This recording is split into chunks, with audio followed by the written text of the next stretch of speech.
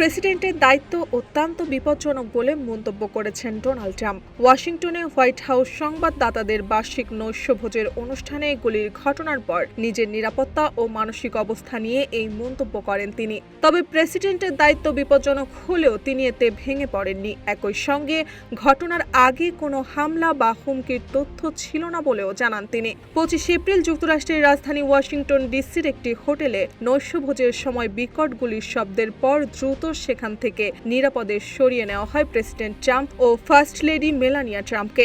যে হোটেলে এই ঘটনা ঘটেছে সেটির নাম ওয়াশিংটন হিলটন। যুক্তরাষ্ট্রের সিক্রেট সার্ভিস জানিয়েছে 7 থেকে 8টি গুলির শব্দ শোনার পর প্রেসিডেন্ট, ফার্স্ট লেডি এবং অন্য অতিথিদের নিরাপদে সরিয়ে নেওয়া হয়। মূলত ওয়াশিংটন হিলটন হোটেলের বিভিন্ন সংবাদ মাধ্যমের হোয়াইট হাউস সংবাদদাতাদের সঙ্গে নৈশভোজে অংশ নিয়েছিলেন ডোনাল্ড ট্রাম্প।